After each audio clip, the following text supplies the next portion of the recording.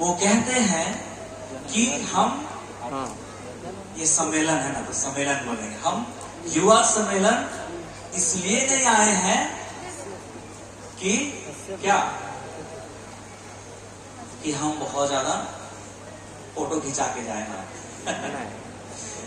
वो कहते हैं कि हम युवा सम्मेलन इसलिए आए हैं कि हमारा जीवन बदल जाए। क्या कहते हैं वे, कि हम बाइबल क्लास इसलिए आए हैं कि हमारा जीवन क्या हो जाए, बदल जाए। बिल्कुल, ये वही जगह है, आप जहां बैठे हैं ना, ये वही जगह है जहां क्या होता है, जीवन बदलता है।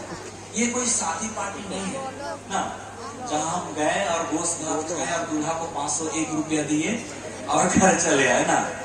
ये कौन सा जगह है, ये वो जगह है जहां हम किससे मिलते हैं, यीशु मसीह से मिलते हैं। बिल्कुल सही बात है।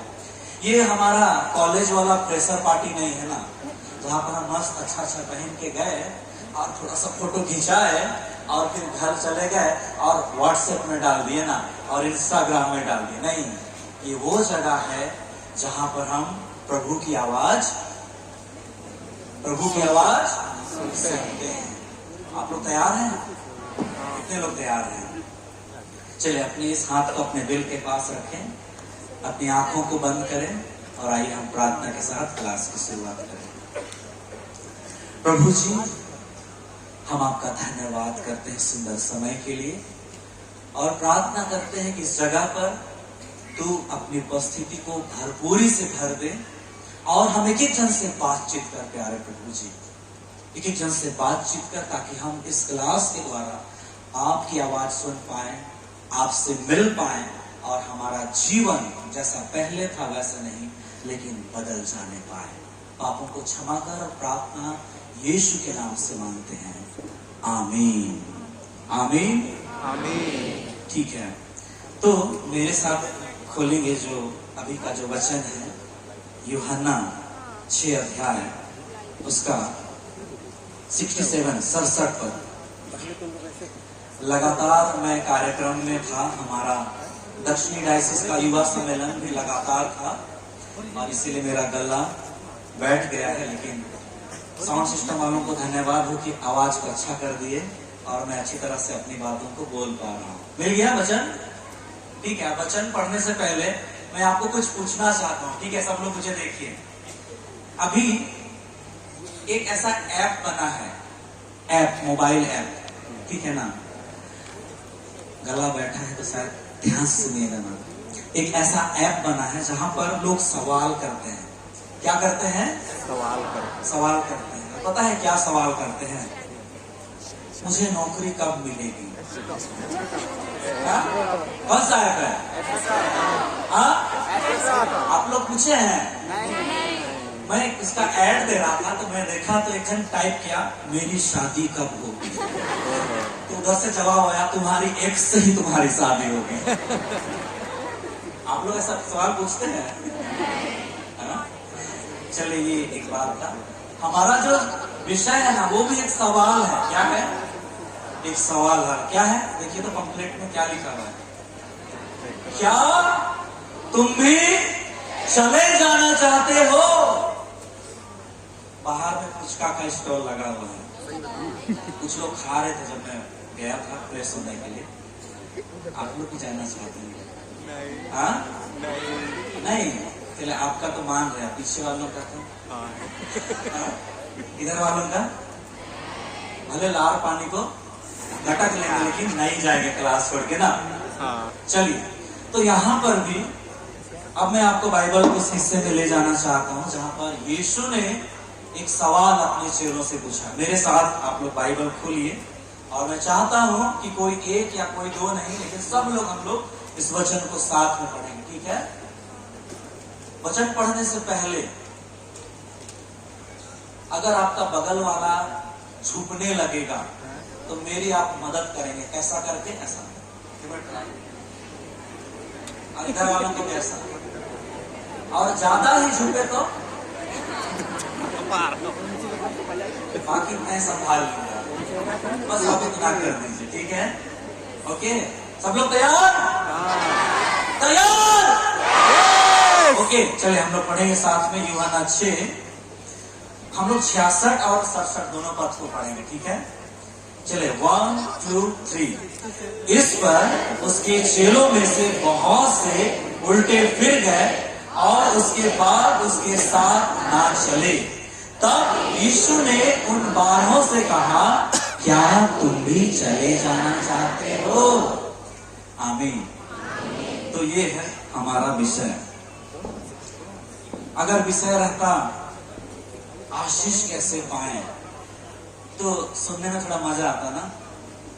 या विषय होता कि हम बहुत सारा वरदान कैसे पाए, तो शायद सुनने में थोड़ा और ज्यादा ध्यान जाता। लेकिन विषय क्या है? क्या तुम भी चले जाना चाहते हो? थोड़ा सा आपको ज्यादा सुनने के लिए ध्यान बनाना होगा, है ना? क्योंकि ये ऐसा विषय है ना जिसको लोग कहते हैं कि अरे ये विषय कान बंद कर लेते, नहीं सुनना चाहते।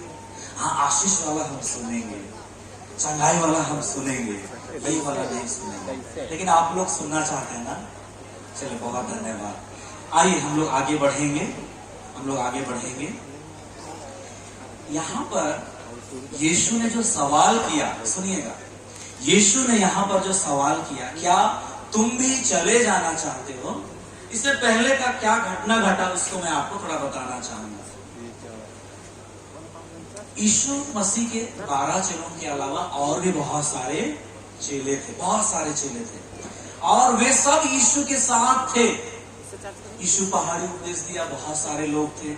यीशु ने 5 रोटी और 2 मछली को बहुत सारे लोगों को खिलाया, वहां पर वे उसके साथ थे। लेकिन अब यीशु मसीह उनको एक कठिन शिक्षा दे रहे हैं। सुन रहे हैं ना? एक कठिन शिक्षा। आज के युवाओं के लिए कठिन शिक्षा क्या होगा मालूम है? जिनकी गर्लफ्रेंड है उनसे रिश्ता तोड़ दो। तो आप बोलेंगे पादरी नीलेश का हम नहीं सुनेंगे, ये तो गर्लफ्रेंड से ब्रेकअप करने के लिए। ऐसे ही शिक्षा उस समय में लगा उन लोगों को, जब यीशु ने अपनी बात, अपनी शिक्षा उन लोगों के बीच में रखा। और इसीलिए वे लोग यीशु को छोड़ के, किसको छोड़ के? यीशु को छोड़ के चले गए। सोचिए ना, ये तो हमको बहुत चकित कर देता है। जब मैं इसको पढ़ रहा था बार बार, तो बहुत चकित कर दे रहा था। चकित इसलिए कि यीशु ने चमत्कार किया या यीशु ने जिलाया या खिलाया, ये नहीं। लोग किसको छोड़ के जा रहे थे? यीशु को। सोचिए कैसे लोग थे होंगे, कैसा ख्याल आया होगा उनके मन में, क्या विचार आई होंगी, वो तो वही जाने। लेकिन वे अब यीशु के साथ नहीं, क्योंकि वो जैसा यीशु चाह रहे थे वैसा यीशु उनको नहीं मिला। सुन रहे ना? सुनिएगा, समझिएगा। वे कैसा यीशु खोज रहे थे? जो उनको सिर्फ खाना खिलाता रहे, जो चंगाई करता रहे, जो चमत्कार करता रहे। उनको शिक्षा से लेना देना नहीं था। यीशु ने कहा कि जो मेरा मांस, मेरा लहू खाता है, अनंत जीवन उसका है। तो इनको बड़ा टफ लगे, ये बहुत कठोर बात है। और इसीलिए वे लोग यीशु को क्या किए? छोड़ करके चले गए, है ना? उनको सिर्फ कैसा यीशु चाहिए था? शारीरिक जरूरतों को पूरा करने वाला यीशु चाहिए था। लेकिन जब यीशु ने कठिन शिक्षा दिया, यीशु ने पश्चाताप की बात उनके बीच में रखा, मन फिराने की बात उनके बीच में रखा, तो सीधा आए थे, लेकिन कैसे चले गए? मुंह हुआ, उल्टा चले गए। वे उल्टा चले गए, वापस यीशु को छोड़ के चले गए। अब यीशु के पास कौन लोग बच गए? यीशु के वे चुने हुए शिष्य। अब यीशु उनसे पूछते हैं कि जैसे वे लोग चले गए, क्या तुम भी? मेरा आवाज बैठा है तो आधा आधा आप भी प्रचार कर दीजिएगा, तो आधा घंटा में खत्म हो जाएगा ना, ठीक ना? क्या तुम भी? बस ऐसे आधा आप प्रचार, आधा हम प्रचार, ठीक है ना? तो ये यीशु ने ऐसे सवाल किया। मालूम है, बाइबल में सिर्फ यहीं पर ऐसी घटना नहीं है, और भी बहुत जगह ऐसी घटना है जहां पर लोग परमेश्वर को छोड़ के चले गए, यीशु को छोड़ के चले गए।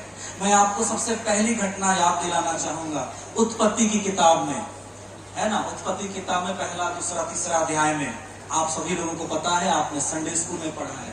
क्या हुआ था? कौन परमेश्वर को छोड़ दिए थे?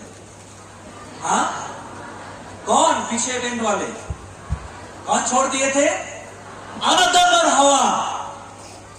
बाइबल बतलाती है कि सुबह शाम परमेश्वर से उनकी मुलाकात होती थी और वो परमेश्वर के उपदेश सुनते थे, परमेश्वर की शिक्षा को वे सुनते थे ना, परमेश्वर से बातचीत करते थे, परमेश्वर उनको आज्ञाएं देते थे। लेकिन आप देखिएगा कि आदम और हवा को परमेश्वर का उपदेश से अच्छा किसका उपदेश लगा? बोलेंगे किसका उपदेश लगा? परमेश्वर का टीचिंग से ज्यादा अच्छा टीचिंग किसका लगा? शैतान का। आप सोचिए, परमेश्वर को भी परमेश्वर ने उन्हें बताया ना कि अगर तुम इसको खाओगे तो क्या हो जाओगे? मर जाओगे। लेकिन उसी टीचिंग को शैतान ने कैसा किया? तोड़ मरोड़ के, थोड़ा परफ्यूम डाल के, थोड़ा लिपस्टिक लगा के उनके बीच में क्या किया? प्रस्तुत किया। और आदम हवा को क्या लगा कि शैतान का शिक्षा क्या है? इसी का शिक्षा में आशीष है। शैतान का शिक्षा में ही क्या है? जीवन है। शैतान का शिक्षा में ही बढ़ोतरी है, उन्नति है। और वे परमेश्वर का शिक्षा को, जिसने उन्हें अपने हाथों से बनाया, जिसने उन्हें अपने हाथों से सिरजा, उनके जीवन में नथनों में श्वास फूंक दिया, उसे वे लोग क्या किए? छोड़ के कहां चले गए? शैतान के पास चले गए। सोचिएगा जवानों सोचिएगा, आप लोग परमेश्वर को छोड़ के चले गए ना। और आज हमारे लिए क्या सवाल है? क्या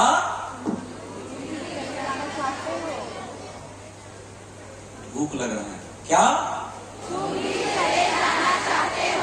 हाँ। एक और घटना है, आपको पता? एक धनी युवक यीशु के पास आया और वो भी यीशु को छोड़ के चला गया। मरकुस 14 अध्याय में ये घटना आपको मिलेगा। मरकुस 14 अध्याय में 14 अध्याय में नहीं, 14 अध्याय का 50 और 52 पद में लिखा हुआ है कि चेले लोग भी एक टाइम था यीशु को छोड़ के चले गए। क्यों चले गए? अगर यीशु के साथ रहेंगे तो बदनामी हो जाएगा, हमें दंड मिलेगा। तो इस तरह से बाइबल में बहुत सारी घटना है। सारी घटनाओं को मैं यहाँ नहीं बतलाऊंगा, लेकिन ये कुछ घटनाएं हैं जहां पर लोग किसको छोड़ के चले गए? यीशु को छोड़ के चले गए। अब मैं आपको बतला रहा हूं कारण क्या था छोड़ के जाने का। हाँ, क्या कारण था छोड़ के जाने का?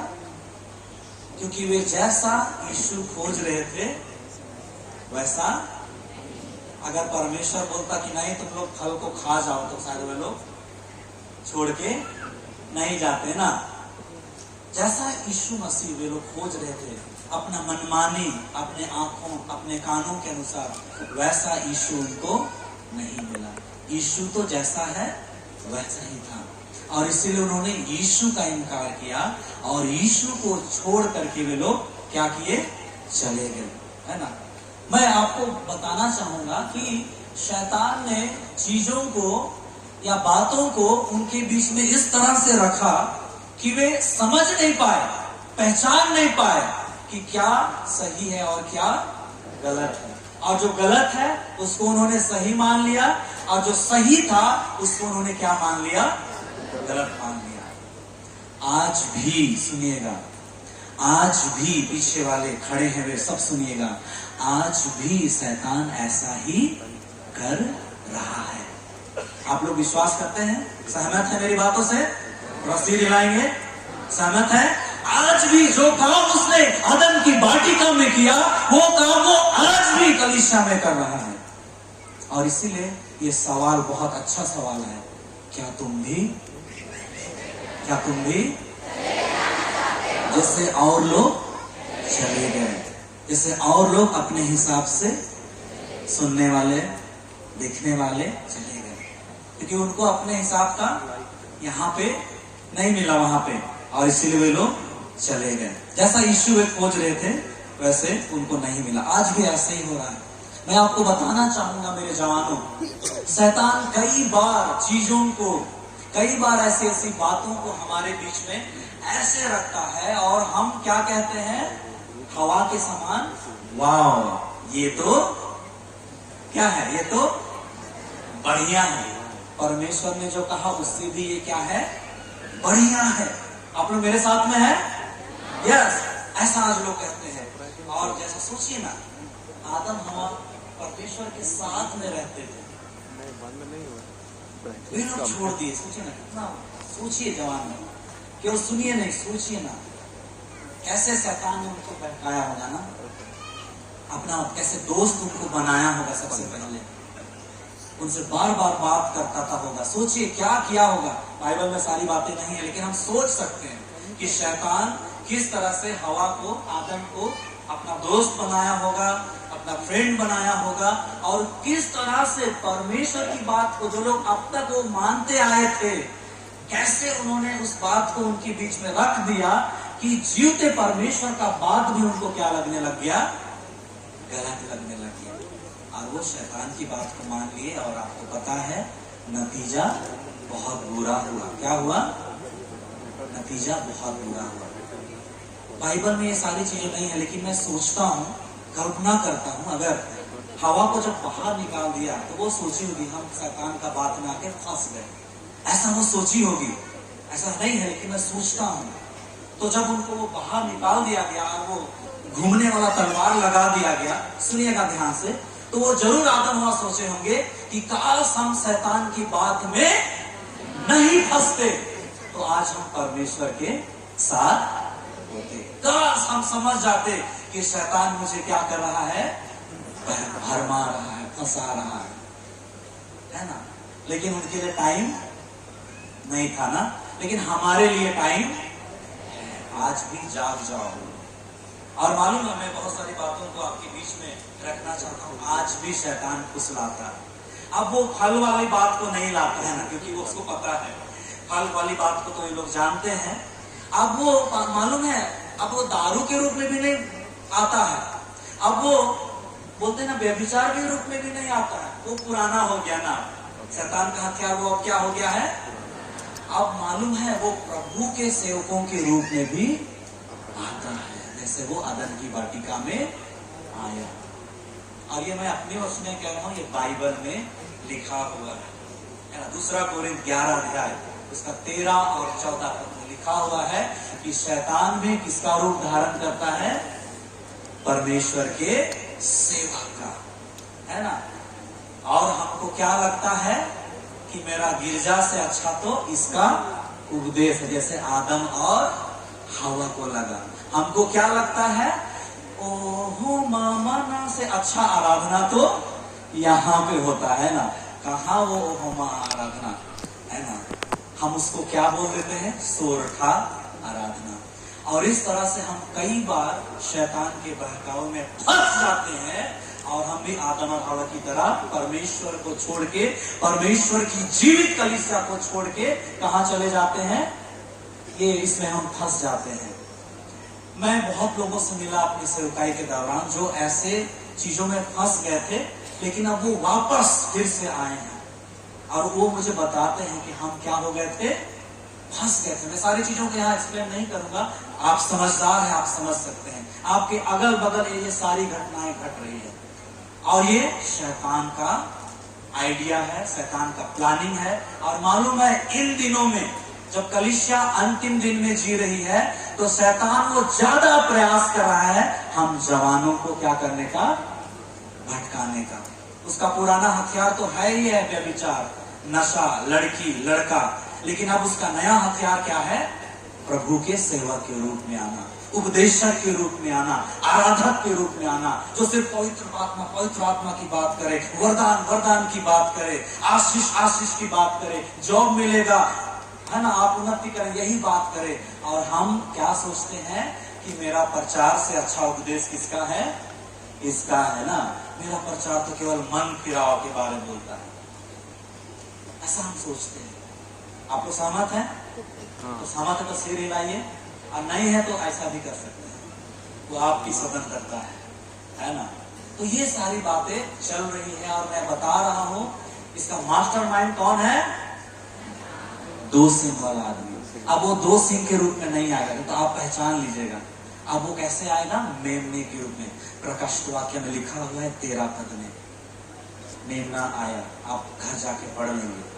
और वो मेमना कैसा काम करता था, जैसा यीशु मसीह स्वर्ग से आग भी गिरा देता था। लोग कहते थे कि वाह यीशु मसीह, और यीशु ने भी इन बातों को बतलाया है। और इसीलिए मैं जवानों से यही कहना चाहूंगा कि आप फंस मत जाना, आप फंस मत जाना, है ना। अभी कुछ देर पहले चिड़िया का नहीं क्या था, तोता का एग्जाम्पल दे रहे थे। शिकारी आएगा, जाल फेंकेगा, डालेगा, जाल फेंकेगा। आप लोग बहुत अच्छा नंबर लाए थे हिंदी में। चलिए, तो आप लोग समझ गए। तो ये सारी बातें हैं। कई बार बहुत सारी बातों को लेकर प्रार्थना का एक मुद्दा लेकर के आएगा, आराधना का मुद्दा लेकर के आएगा, वचन सिद्धांत का मुद्दा लेकर के आएगा। और जिस तरह से परमेश्वर की बात को इस तरह से प्रेजेंट किया कि हवा को वही अच्छा लगा, हमें भी वही अच्छा लगता है। और हम अपना जो है, अपनी जो कलीसिया है, अपनी जो मंडली है, अपने जो सेवक है ना, हमें जो सिद्धांत मिला है, हम उसको दूसने लगते हैं, है ना। और यही तो शैतान अपने प्लान में क्या हो जाता है, कामयाब हो जाता है ना। और तब वो व्यक्ति क्या करता है, इतवार के दिन अपना गिरजा ना जाके कहीं और गिरजा करने जाता है। और वो अपने तो पहले जाता है और साथ में वो किसी और को भी अपने हाथ पकड़ करके ले जाता है ना। और धीरे धीरे धीरे धीरे ये प्लानिंग चल रहा है और शैतान कामयाब होता जा रहा है। क्या आप शैतान की योजना को कामयाब होने देंगे? नहीं देंगे। तो आज ये सवाल आपके लिए है, क्या आप भी चले जाना चाहते हैं जैसा यीशु ने अपने चेलों से कहा, है ना। क्योंकि वो यीशु कैसा यीशु खोज रहे थे, जो सिर्फ हमें रोटी खिलाता जाए, आशीष देता जाए। लेकिन यीशु तो वो उनको भी चाहता है जो मेरे लिए दुख उठाना चाहते हैं। यीशु उनको खोजता है जो मुझसे सिर्फ पाना नहीं लेकिन देना भी जानते हैं, है ना। तो आइए हम एक ऐसे विश्वासी बने जो यीशु के लिए दुख उठाएं, है ना। मैंने एक जन को सुना, वो अपना चर्च चेंज कर लिया। क्यों किया? नहीं, मेरा गिरजाघर में पंखा नहीं है ना। क्यों चेंज किया? मेरा गिरजाघर में क्या नहीं है। आज कई लोग हैं जो इन सारी सुविधाओं के कारण भी अपना गिरजा को छोड़ के कहीं और वाला गिरजा में जाते हैं, जहां क्या लगा हुआ होता है, एसी लगा हुआ होता है ना। यहाँ तो एसी है, यहीं जाएंगे हम। तो आपको सिर्फ पानी वाला मसीह नहीं बनना है ना। आपको अगर लग रहा है कि चर्च में पंखा नहीं है तो आप दीजिए ना, आप पंखा दीजिए और वहीं बैठिए। तो ये सारी बातें हैं, आपको समझना होगा कि किस तरह से शैतान इस अंतिम दिनों में काम कर रहा है और कलीसिया को भटका रहा है ना। और बहुत सारे लोग भटक गए हैं, है ना। अब वापसी का रास्ता बड़ा कठिन है ना। और इसीलिए आप लोग बहुत ध्यान से समझिएगा, बहुत ध्यान से समझिएगा। मैं अगर नॉर्थ वेस्टर्न गोस्टन एवेंजेलिकल लूथरन कलीसिया की बात करूं तो इसका जन्म कब हुआ, आप लोग बताएंगे जोर से,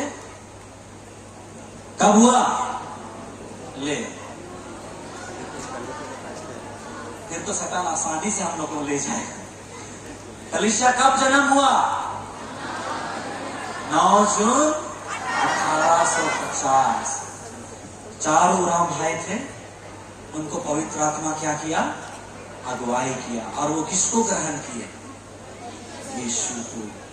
वे पहले मसीही, यस, लेकिन पवित्र आत्मा उनको अगुवाई किया, वो मसीह को ग्रहण किए। और जो झूठा शिक्षक है वो क्या कहता है कि आपकी कलीसिया में पवित्र आत्मा नहीं, पवित्र आत्मा नहीं होता। तो 1850 से लेकर के, मैं इतिहास पढ़ रहा था, ठीक से याद नहीं है, 30 सालों के बाद कुछ लाखों की संख्या हो गई, लाखों की संख्या हो गई थी। कितने लोगों की संख्या? और ये वो संख्या थे जो पैसे देकर इकट्ठे नहीं किए थे, ये पवित्र आत्मा ने अगुवाई किया, पवित्र आत्मा का काम हुआ। और उस समय से लेके आज तक, अब तक, अभी भी यहाँ पर भी पवित्र आत्मा क्या कर रहा है? काम कर रहा है। लेकिन हम क्या होते हैं कि जो शैतान ने जो हमारे लिए टीचिंग लाता है उसको ज्यादा अच्छा मान लेते हैं। जैसे हवा ने माना, आदम ने माना ना, ये बाइबल से, मैं अपनी ओर से नहीं कह रहा हूँ, बाइबल से है। और हम कई बार अपनी कलीसिया को दूसते हैं, उसे छोड़ के चले जाते हैं। मैं अभी भी सुन रहा था कि कुछ लोग प्रचारक को दूस रहे थे, है ना, कि मेरा प्रचारक चिल्ला चिल्ला के उपदेश नहीं देता है। मैं आपको बताऊं, हमारी कलीसिया अब तक इतनी बड़ी हो चुकी है, उसमें सब बहुत ज्यादा योगदान किनका है? प्रचारकों का योगदान है। मैं एक पुरोहित हूँ, मैं हर संडे एक मंडली में प्रचार करने के लिए, आराधना करने के लिए नहीं जाता हूँ। बिशप सर आप भी नहीं जा पाते हैं, पादी साहब हम लोग भी नहीं जाते हैं, लेकिन एक प्रचारक हर संडे जाता है और आपको आत्मिक भोजन खिलाते हैं। कितने प्रचारक लोग यहाँ पर हैं? थोड़ा हाथ उठाएंगे। क्या हम उनके सम्मान के लिए ताली बजा सकते हैं? यस, उनके योगदान से हमारी कलीसिया आज आगे बढ़ रही है ना? उनकी प्रार्थनाओं से आप और हम आशीषित हो रहे हैं, है ना? और हम क्या करते हैं? उन्हीं को दूसते हैं। जिस थाली में खाए उसी थाली में छेद कर लिए, है ना? मालूम है, मैं आपको एक और गहरी बात बता रहा हूं कि ये जो कलीसिया है इसका सिर कौन है? जोर से कौन है? तो जब हम कलीसिया को छोड़ते हैं तो किसको छोड़ते हैं बताइए? यीशु मसीह। जैसे बाइबल में यूहन्ना 6 अध्याय में लिखा हुआ है ना कि लोग यीशु को छोड़कर जा रहे थे। क्यों जा रहे थे? अपना मनमाने के अनुसार। और आज भी अगर कोई व्यक्ति कलीसिया को छोड़ के जाता है तो मैं इस जगह से वचन से अगुवाई देना चाहूंगा कि आप यीशु को छोड़ के जा रहे हैं, क्योंकि ये कलीसिया यीशु की देह है और इसका सिर कौन है? सुनिएगा जवानों, सुनिएगा ध्यान से, एकदम मत सुनिएगा, सुनिएगा, बहुत गहरी बात है। आप यीशु को छोड़ के जा रहे हैं क्योंकि आपको वैसा यीशु नहीं मिला जैसा आप चाहते थे। आपको तो आशीष देने वाला यीशु चाहिए, सिर्फ चमत्कार भविष्यवाणी वाला यीशु चाहिए, है ना? और ऐसे ही कुछ लोग जा रहे थे। आज यही सवाल हमारे लिए है जो सवाल यीशु ने अपने चेलों से पूछा था। क्या सवाल था? क्या तुम भी चले जाना चाहते हो? आज मैं यहाँ पर प्रचार कर रहा हूँ तो मेरा प्रचार किसी भी कलीसिया के विरोध में नहीं है ना? कोई भी सेवक के विरुद्ध मेरा प्रचार नहीं। मैं बस ये बताना चाह रहा हूं कि कैसे शैतान आपको और मुझे आज इस रूप में भी आकर क्या कर रहा है? हमें अपने झुंड से क्या कर रहा है? क्योंकि वो नहीं चाहता कि हम स्वर्ग जाएं, वो नहीं चाहता कि हम अनंत जीवन, उद्धार जीवन पाए। वो हमें भटका रहा है और ये बाइबल में लिखी हुई बातें।